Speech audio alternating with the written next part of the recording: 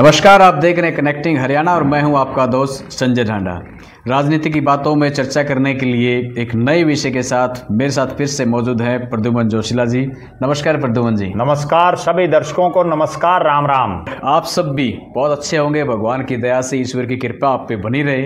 एक दिन एक मैं दोस्त से कहने लगा, मैं कहा भाई चैनल को सब्सक्राइब कर दियो, तो कोई खास रिस्पॉन्स नहीं दिया। फिर मैं घर पे आने के बाद चर्चा करी, मैं कहा यार आजकल तो है ना, किसी को सब्सक्राइब करके कह देना तो यूं लगे जैसे उसकी किडनी मांग ली उन्हें। तो आपसे मजाक की बातें हैं, आपसे भाई एक बार फिर से कह रहे हैं चैनल को सब्सक्राइब करें और वीडियो को शेयर जरूर करें।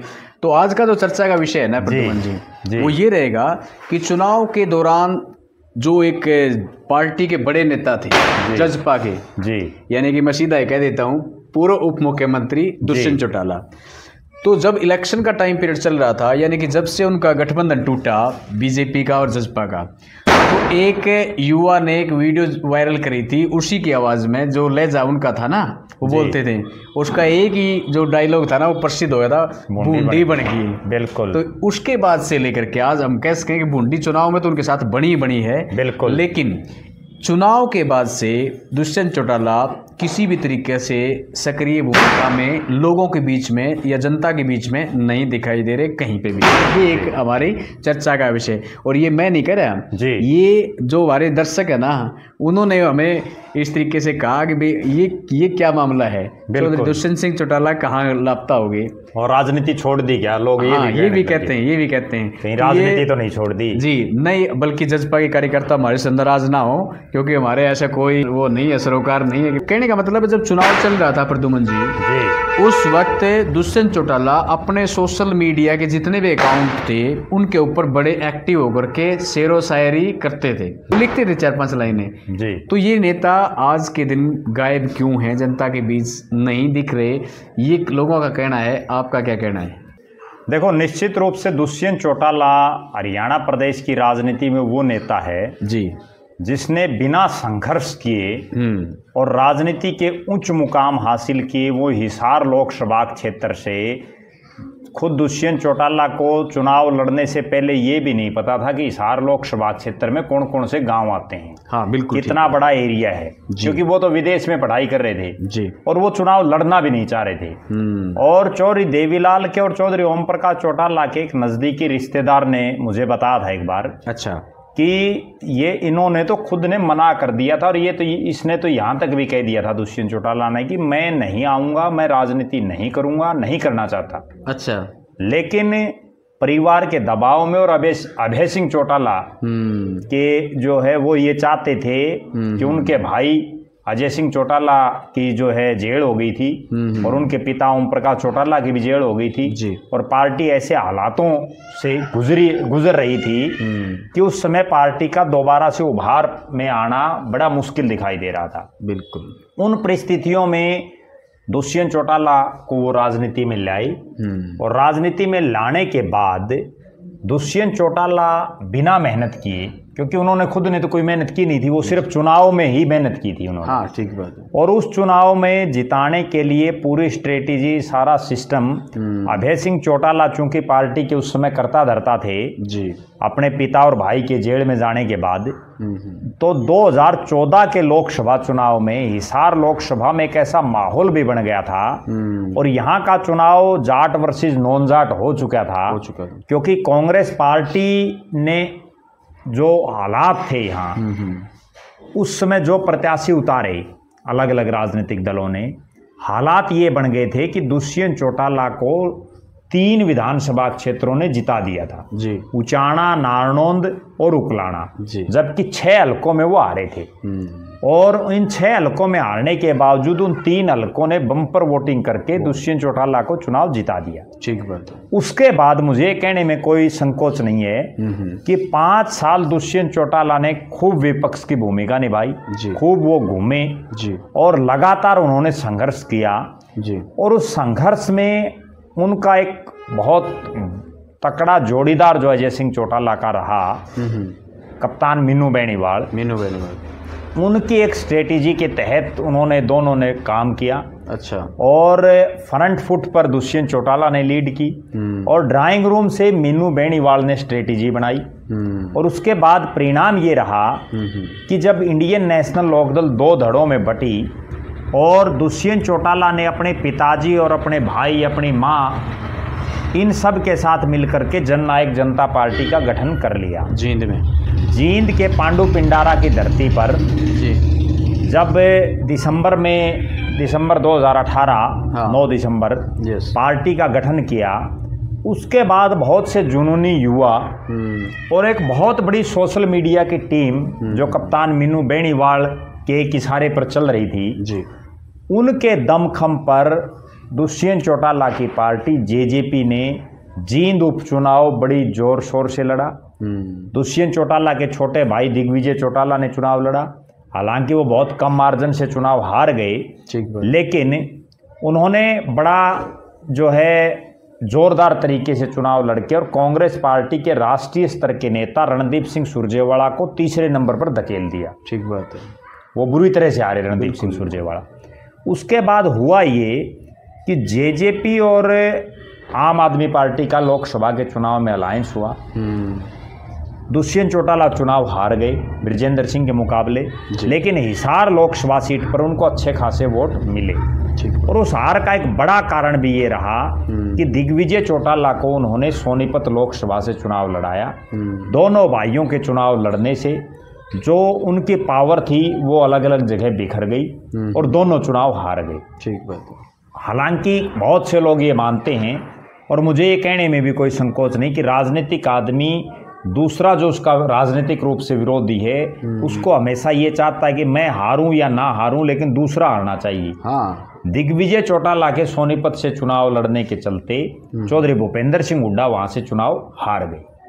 हालांकि वो बहुत भारी वोटों से हारे, लेकिन उसमें कहीं ना कहीं एक रोल दिग्विजय चौटाला अगर नहीं खड़े होते तो कुछ ना कुछ हार का अंतर कम हो जाता था। ठीक बात है। इसके बाद दुष्यंत चौटाला की लॉटरी लगी और कप्तान मीनू बेनीवाल ने बड़े प्रयास करके बहुत से लोगों को पार्टी में ज्वाइन करवाया, जिसमें एक दिन तो मैं एक पूर्व मंत्री के पास बैठा था। आपको एक गजब वाकया बताता हूँ। और वो मंत्री जी उस समय जेजेपी में नहीं थे।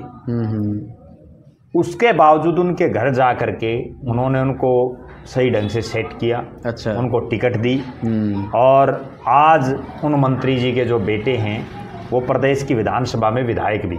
अच्छा। तो कहीं ना कहीं उनके प्रयासों से, चूंकि उनके वो राजनीतिक मित्रता होती है, भले ही वो किसी भी पार्टी में रहें, दुष्यंत चौटाला की पार्टी 10 सीटें ले ली जी, प्रदेश में उप मुख्यमंत्री बन गए। उसके बाद एक ऐसा घमंड उनके दिमाग में आया कि उन्होंने अपने कार्यकर्ताओं से, अपने वर्करों से बात करना बंद कर दिया। उनकी ना सुनी ना कुछ और। ठीक बात है। इसके बाद हम आ जाते हैं, बहुत लंबी चर्चा हो जाएगी, जो मेन जो पॉइंट है। हाँ जी। वो जो मेन पॉइंट है वो ये है कि 11 मार्च को ये समझौता टूट गया जी। नायब सिंह सैनी प्रदेश के मुख्यमंत्री बन गए और दुष्यंत चौटाला ने फिर से लोकसभा का चुनाव सिर पर था। लोकसभा के चुनाव में अपनी माताजी को हिसार से उतार दिया जी, और वो बुरी तरह से हारी। तमाम उनके कैंडिडेट बुरी तरह से हारे। फिर बात आ गई विधानसभा चुनाव की जी। विधानसभा चुनाव में पहली बार संभवतः इतिहास में ऐसा हुआ है कि एक प्रमुख पार्टी जिसके सबसे बड़े नेता और उनको 10,000 से कम वोट आए, बुरी तरह से उनकी हार हुई। 5वें स्थान पर वो रहे। ठीक बात। और उनकी पूरी पार्टी के, हमने ये तो सुना था कि पार्टी के जो मेन नेता हैं उसकी जमानत बच जाए, लेकिन यहाँ दुष्यंत चौटाला की भी जमानत नहीं बची। ठीक बात। पूरे हरियाणा प्रदेश की 90 सीटों में से जहां जहां जेजेपी ने लड़ा, केवल एक दिग्विजय चौटाला की जमानत बच पाई, बाकी सारी सीटों पर धराशायी हो गई। ठीक बात। उसके बाद इनका जो अगला जो दौर शुरू होता है जी, वो ये है कि 8 तारीख को चुनाव परिणाम आ गया। आज उन बातों को 22-23 दिन हो चुके हैं, ना कहीं दुष्यंत चौटाला दिखाई दे रहे जी। पता नहीं तो उन्होंने राजनीति छोड़ दी, पता नहीं अब वो ये सोचते हैं कि लोग अब आपको वोट नहीं डालेंगे, वरना तो भले ही कांग्रेस पार्टी चुनाव हारी हो। ठीक बात है। भूपेंद्र सिंह हुड्डा चुनाव हारने के तुरंत बाद हिसार में जो रामलीला का कार्यक्रम था दशहरे के दिन, उसमें मुख्य अतिथि के तौर पर शिरकत की। जी। दीपेंद्र सिंह हुड्डा लगातार जो है अपने रोहतक, झज्जर, जो जहां उनकी कंस्टिट्यूएंसी है रोहतक लोकसभा, उसमें वो जा रहे हैं। कई कार्यक्रमों में चीफ गेस्ट भी वो बने हैं जी। और 3-4 बड़े ओकेजन इस दौरान आए। दशहरे का बहुत बड़ा पर्व आया, कहीं दुष्यंत चौटाला को मेरे ख्याल में पूरे हरियाणा में कहीं नहीं बुलाया गया। बिल्कुल। वाल्मीकि, महर्षि वाल्मीकि जयंती आई, कहीं नहीं उनको देखा गया। अब 5 दिन के लगातार त्योहार हैं जी, इनमें भी उनको कहीं नहीं देखा जा रहा। ठीक बात। सिर्फ इतना है कि उन्होंने सोशल मीडिया के माध्यम से अपने सोशल प्लेटफॉर्म पर लिख दिया कि मैं 29 या 30 तारीख को या 30 या 31 तारीख को असोला जो फार्म हाउस उस पर मिलूंगा, जो मिलना चाहें। ठीक है, कोई सार्वजनिक उनका कार्यक्रम नहीं। आखिर ऐसी क्या चोट लोगों ने उनको मार दी कि वो राजनीति करना ही भूल गए। वरना तो जो 5-6 साल का उनका संघर्ष का जीवन रहा, 5 साल का, तब तो ऐसा लग रहा था कि दुष्यंत चौटाला जैसा संघर्षशील कोई नेता है ही नहीं। बिल्कुल। लेकिन एक हार ने, देखिए एक बहुत बड़ी बात मैं आपको बताऊं, जब से वो राजनीति कर रहे थे, 2014 में चुनाव जीत के एमपी बन गए, 2019 आया अगला जो विधानसभा चुनाव, डिप्टी सीएम बन गए। ये पहला ऐसा चुनाव आया है जब वो कुछ भी नहीं है, बुरी तरह से चुनाव हार चुके हैं। हालांकि वो लोकसभा का चुनाव हारे हैं, वो एक अलग बात है, लेकिन अगर हम बात करें विधानसभा के लिहाज से तो पार्टी ने 2019 के बाद ये पहला चुनाव लड़ा जी। और पहले चुनाव में इतनी बुरी तरह से धराशायी हुई। और बड़ी एक ताज्जुब की बात बताऊं, चंद्रशेखर रावण, चंद्रशेखर आजाद, जिनकी जो पार्टी एएसपी, उसका हरियाणा प्रदेश में कोई बहुत लंबा चौड़ा कहीं कोई जनाधार नहीं है जी। उसके बावजूद उनको इतनी सीटें देना कहीं ना कहीं ये दर्शा रहा है कि दुष्यंत चौटाला को पहले से ये पता था कि आपकी रेरे माटी होनी है, लेकिन लोगों ने रेरे माटी के साथ साथ उनकी बिरान माटी भी कर दी और उनके साथ ऐसा व्यवहार कर दिया लोगों ने। हालांकि वो व्यवहार लोगों को करना भी था, उसका कारण ये था कि 4.5 साल जब वो सत्ता में थे, उप मुख्यमंत्री कोई छोटी चीज नहीं होता, नहीं, बहुत बड़ी, तब उन्होंने किसी की सुनी नहीं। मैंने खुद मेरी आंखों से देखे हैं, वहां 2-2, 3-3 हजार लोग लाइन में खड़े रहते और वो मिलते तक नहीं। कोठी के अंदर अफसरों से मीटिंगें लेते रहते सारा दिन। आपको विधायक या आपको उप मुख्यमंत्री अफसरों ने बनाया है या जनता ने बनाया है? ठीक बात है। अफसरों से तो आप बाद में भी मीटिंग कर सकते हो, लेकिन जो लोग इतने इतने किलोमीटर से चल के आ रहे हैं, 200-200, 500-500 किलोमीटर से, और उनको धक्के मारे जा रहे हैं। एक उचाना गांव का, हालांकि राजनीति में लोग अब भी ऐसे ही हैं, उचाना विधानसभा क्षेत्र का एक कार्यकर्ता था, वो दुष्यंत चौटाला से मिलने के लिए प्रयास कर रहा था। अच्छा। उसके गनमैनों ने उसको धक्का ऐसा मारा कि उसकी नाक से खून बहा। बताओ। और आज भी ये देखिए कि कितना समर्पण वो कार्यकर्ता कर रहे हैं, आज भी उसके साथ है। ये तो मैं उस समय उनकी कोठी पर मौजूद था, जो आंखों देखी बात है। ठीक बात। तो कहीं ना कहीं दुष्यंत चौटाला की अब जो हालात है, उसके लिए वो खुद भी जिम्मेदार हैं। दूसरी बड़ी बात, मुझे ये कहने में भी कोई संकोच नहीं है जी, कि जब से कप्तान मीनू बेनीवाल उनसे अलग हुए हैं, जो एलनाबाद से आते हैं जी, वो जब से उनसे राजनीतिक रूप से अलग हुए हैं, तब से दुष्यंत चौटाला की उल्टी गिनती शुरू होगी। ठीक है। अब वो उल्टी गिनती कहाँ तक अटकती है, क्योंकि एक खास बात ये है ढांडा साहब, राजनीति में फेस लोगों के बीच में अलग होता है जी, और स्ट्रेटेजी बनाने वाले अलग होते हैं। बिल्कुल बिल्कुल।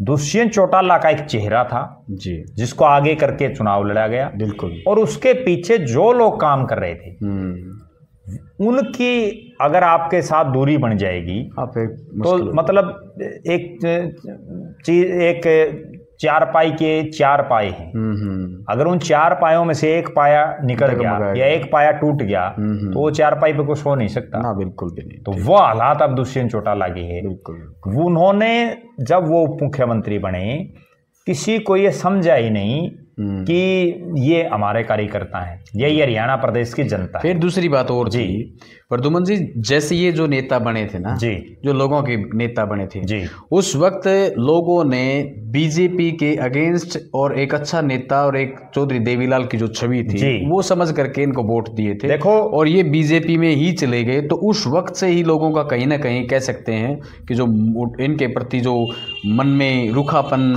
खटास जो था ना, वो आ गया था। लेकिन मैं तो कुरुक्षेत्र जिले में पड़ता है एक कॉन्स्टिट्यूएंसी जी। मैं उस विधायक से मिल रहा था जो इनको छोड़ गया था बाद में जी। तो उन्होंने मेरे को कहा भी जी कि यहाँ कुरुक्षेत्र के अंदर एक मूवमेंट चला था किसानों का जी। उस दौरान भी मैंने इनसे सलाह मशविरा किया था जी। दिल्ली के अंदर जो इतने दिन तक किसान आंदोलन चला था जी। उस दौरान भी हमने चर्चा की थी कि हम पार्टी छोड़ देते हैं, बीजेपी का अपना काम है जी, वो ये देखेंगे कि इनको सरकार कैसे चलानी है। लेकिन उन्होंने उस वक्त भी इस पर कोई प्रतिक्रिया व्यक्त नहीं करी। तो कहीं ना कहीं ये जो पहलू थे ना वो इसको ले बैठे। क्यों? देखो, निश्चित रूप से दुष्यंत चौटाला ने जो विधानसभा का चुनाव लड़ा था 2019 में, वो भारतीय जनता पार्टी के खिलाफ ही लड़ा था। और लगातार जो उनकी बयानबाजी थी वो बार बार यही कहते थे कि बीजेपी को जमुना पार कर देंगे जी। वो तो यहाँ तक भी कहते थे कि ब्याह खट्टर का फोटो मोदी का दिखाओ है। तो कहीं ना कहीं मतलब लोगों के दिमाग में ये थी कि बीजेपी को हराना है। बिल्कुल। और एक जो ग्रामीण क्षेत्र है, किसान बाहुल्य और जो जाट बाहुल्य विधानसभा क्षेत्र हैं, हाँ जी, उनके लोगों ने अग्रेसिव होकर के इनको वोट दिए। ये जीते कहाँ से आप ये देखिए। बारड़ा प्योर जाट लैंड है, प्योर किसान लैंड है। बिल्कुल। नारनौल प्योर किसान लैंड है। बिल्कुल। चुलाना प्योर किसान लैंड है, जहाँ कोई शहर नहीं आते। उचाना प्योर किसान लैंड है। बरवाड़ा, उकलाना, नरवाना, शाहबाद और गुल्ला, इन 10 हलकों से जीते। ये 10 हलके ग्रामीण परिवेश, कोई शहर नहीं आता बड़ा। बिल्कुल। ठीक है, छोटे छोटे कस्बे आते हैं, वो एक अलग बात है। और जो 10 के 10 विधानसभा क्षेत्र वो जाट डोमिनेटेड हैं। हाँ जी। 10 के 10 जो विधानसभा क्षेत्र वो किसान डोमिनेटेड हैं। बिल्कुल। और आपने उन किसानों की नहीं सुनी। जब किसानों के ऊपर पीपली के अंदर वो जो आप जो बात बता रहे हो, पीपली में लाठीचार्ज हुआ, सूरजमुखी का मैं बड़ा दावे के साथ एक बात कहता हूं कि दुष्यंत चौटाला अगर उस दिन सत्ता को ठोकर मार देते, भारतीय जनता पार्टी की सरकार से रिजाइन कर देते जी, बिल्कुल, तो अब प्रदेश के मुख्यमंत्री वो बन सकते थे। क्योंकि उसी दिन किसान मूवमेंट, आप एक बात बताइए जी, कांग्रेस पार्टी ने किसानों का बहुत लंबा चौड़ा समर्थन भी नहीं किया, बहुत लंबे चौड़े स्तर पर। बिल्कुल। उसके बावजूद किसानों ने कांग्रेस पार्टी का झंडा उठाए रखा, 37 सीटें जिताने में कामयाब रहे। 2014 के बाद पहली बार कांग्रेस पार्टी 37 सीटें जीती हैं, वरना एक बार 15 सीटें आई, दूसरी बार 31 आई, इस बार 37 सीटें आई हैं। बल्कि इस मामले में तो मैं बात करना चाहूंगा चौधरी बीरेंद्र सिंह की जी। वो बीजेपी में थे जी, लेकिन फिर भी उन्होंने किसानों का जो कहीं ना कहीं कह सकते हैं कि वो मुझे बता भी रहे थे कि चर्चा हो रही थी जी, तो उन्होंने कहा कि काफ़ी हद तक मैंने ना इंटरनली पार्टी में रह करके भी किसानों को जो ना वो इसमें आपस का जो निश्चित रूप से चौधरी बीरेंद्र सिंह ने प्रयास किए। दूसरे प्रयास हालांकि वो हरियाणा से नहीं है, लेकिन वो जो बीजेपी का जो एनडीए का अलायंस था उसमें घटक दल थे हनुमान बेनीवाल। हाँ जी, राष्ट्रीय लोकतांत्रिक पार्टी, हनुमान बेनीवाल ने इसी मुद्दे को लेकर के एनडीए को छोड़ दिया था। या प्रकाश सिंह बादल की जो पार्टी से, जो केंद्र में मंत्री भी थी, सुखबीर सिंह बादल की धर्मपत्नी, उन्होंने रिजाइन कर दिया था। अभय सिंह चौटाला ने रिजाइन कर दिया था। आज भले ही एक बड़ी कड़वी बात मैं आपको बताऊं जी दर्शकों को, भले ही अभय सिंह चौटाला की पार्टी की 2 सीटें आई हो, लेकिन उसके बावजूद भी वो पार्टी या वो नेता आज किसानों के दिमाग में घृणा का पात्र नहीं है। जबकि दुष्यंत चौटाला पहले ऐसे नेता हैं जो घृणा का पात्र बन चुके हैं, बने हैं। राजनीति में वोट दो ना दो एक अलग बात होती है, लेकिन जब लोग आपसे घृणा करना शुरू कर दें, लोग आपकी बड़ी एक ताजुब की बात मैं बताऊं, जब लोग आपको चाय पिलाना तक बंद कर दें, जब लोग जहां आपको हजारों लोग मिलते थे और वहां आपको 2, 5, 10 आदमी खड़े मिले, कहीं ना कहीं आपको सोचना चाहिए। बिल्कुल सोचना। और वो नहीं सोचा दुष्यंत चौटाला ने। क्यों नहीं सोचा? उसके पीछे भी वो दादा गौतम वाली बात है कि भाई खोपर के पास सारा सिस्टम आ रहा है, तो इसलिए नहीं सोचा। बिल्कुल। और उसका नतीजा आज ये है कि केवल दिग्विजय चौटाला की जमानत बच पाई। पार्टी के सबसे बड़ा नेता 10,000 वोट मांगे। ठीक बात। और वो उस विधानसभा क्षेत्र से जहां पिछली बार लोगों ने उनको लगभग 50,000 वोटों से जिताया। आप ये कितनी गंभीर बात है कि आप ये देखिए, जो दुष्यंत चौटाला 2019 के चुनाव में उसने चौधरी बीरेंद्र सिंह की धर्मपत्नी को 50,000 के आसपास वोटों से चुनाव हराया। बिल्कुल। और वो अब ये हालात है कि उसको खुद को 10,000 वोट ना आए। ठीक बात है। कहीं ना कहीं निर्दलीय भी उससे ऊपर है। बिल्कुल ऊपर है। तो निश्चित रूप से उनको सोचना चाहिए। और सबसे बड़ी बात जो आपने शुरू में रखी जी, वो मुझे नहीं लग रहा कि कहीं को सोच पा रहे हैं। आज 22, 23, 25 दिन बीतने को हैं परिणाम के, और दुष्यंत चौटाला कहीं दिखाई नहीं दे रहे। वो तो पूरी तरह से निराशा में, हताशा में डूब चुके हैं। और जब किसी राजनीतिक आदमी को ये वास्तव में बनता है, जब किसी राजनीतिक आदमी के पास हजारों लोग आते हों और एकदम से उसकी कोठियां वीरान हो जाएं, तो हालात ही बनेगी। क्योंकि तब आपने किसी की सोची नहीं, ना किसी की सुनी। अगली बात, आपके पास जब तक कोई थिंक टैंकर नहीं है, आपके पास कोई स्ट्रेटेजी बनाने वाला नहीं है, तो आप कैसे कामयाब होगे। आज एक बड़ी गजब बात मैं दर्शकों को बताऊं, भारतीय जनता पार्टी की क्यों सरकार आई। भले ही नायब सिंह सैनी और नरेंद्र मोदी का एक चेहरा है, लेकिन उसके पीछे बहुत से ऐसे लोग हैं जो स्ट्रेटेजी बनाते हैं, बिल्कुल, जो ये बताते हैं कि हमारा यहाँ ये माहौल चल रहा है, इस माहौल में हमें इतने % अगर वोट और बढ़ गया हमारा तो हम सत्ता में आ जाएंगे। और इसके लिए उन्होंने जो करना था वो किया। वो हरसंभव प्रयास करते हैं। जबकि आज दुष्यंत चौटाला ये बताएं, पहली बात तो उनको उसी समय ध्यान दे देना चाहिए था जब वो सत्ता में थे, प्रदेश के उप मुख्यमंत्री थे जी। उसके बावजूद जिन लोगों को उन्होंने 2019 के लोकसभा और विधानसभा चुनाव में टिकटें दी, उनमें से ज्यादातर प्रमुख लोग उनकी पार्टी को छोड़ चुके थे। उसके बाद जब लोकसभा का चुनाव हुआ, उस समय उनके ज्यादातर विधायक बगावत कर चुके थे। विधानसभा चुनाव से पहले उनके खासम खास लोग भाग चुके थे। बिल्कुल, एक और दिन में बड़ी 3 रिजाइन। मतलब उनकी राजनीतिक सूझबूझ आप ये देखिए कि जिस अनूप धानक को उन्होंने तमाम विधायकों को नाराज करते हुए मंत्री बनाया, वो अनूप धानक तक उनके पास नहीं रहा। बिल्कुल, कितनी बड़ी बात है कि अनूप धानक इतना जूनियर विधायक, जिनसे सीनियर मास्टर ईश्वर सिंह, पंडित रामकुमार गौतम, उन जैसों को तो आपने मंत्री नहीं बनाया। अगर एक मैं बड़ी दावे के साथ एक बात कहता हूं, अगर ये पंडित रामकुमार गौतम जैसे आदमी को विधायक बना देते, भले ही हार जाते, लेकिन वो इनका माहौल बनाए रखते, सही ठीक है। अनूप धानक इनके क्या काम आया? बिल्कुल, फिर भी उनको मंत्री बना रखा था। नहीं, सही कह रहे हैं, 4.5 साल, बिल्कुल, उनकी पूरी चौधर, ठीक है। तो ये कमियां हैं, और इन कमियों को जब तक ये दूर नहीं करेंगे, आपको एक बड़ी गजब बात बताऊं, राजेंद्र लितानी इतना बड़ा पद, चेयरमैन, पार्टी के संगठन सचिव, उनके गांव में नैना चौटाला को कितने वोट पड़े, आप अंदाजा लगाइए कि उनकी कितने मतलब सिस्टम लोकसभा के चुनाव, लेकिन उसके बावजूद पार्टी समझ नहीं पाई। बहुत से ऐसे लोग जिन्होंने मलाई खाई, जिनको चेयरमैनी दी, जिनको बड़े बड़े सिस्टम दिए, वो उनमें से बहुत से तो भाग गए। केवल एक बस जी जुलाना से विधायक जो थे, वो भी वफादारी दिखाई है। वफादारी भी कह सकते हैं। दूसरा हो सकता है कि कहीं उनकी गोटी फिट ना हुई हो, ये भी कोई बड़ी बात नहीं है राजनीति में। ठीक बात है, क्योंकि जुलाना के विधायक तो सार्वजनिक रूप से बोल चुके थे कई बार कि दुष्यंत चौटाला जी वो झंडी वाली गाड़ी दो। वो तो बड़े भाषणों में बोलते थे जी कि उस बिना जब वह चू चू करनेगी तभी काम चलेगा, लेकिन वो चू चू नहीं हो पाई। बिल्कुल, तो कहीं ना कहीं कमियां हैं जी, और उनको सुधारने की तरफ अब भी दुष्यंत चौटाला कोई ध्यान नहीं दे रहे जी। जब तक वो ध्यान नहीं देंगे जी, तब तक कुछ नहीं बनने वाला। बिल्कुल। तो आज की वीडियो में इतना ही, फिर मिलेंगे नई वीडियो और नए विषय के साथ में। और कहने का मतलब ये था कि भाई चुनाव हो चुके हैं, हार जीत एक अलग बात है, लेकिन आप नेता हैं और एक बड़ा चेहरा किसी एक पार्टी के हैं, तो आपको जनता के बीच में आना चाहिए, दिखते रहना चाहिए, तभी लोग कम से कम आपके प्रति भावना रख पाएंगे।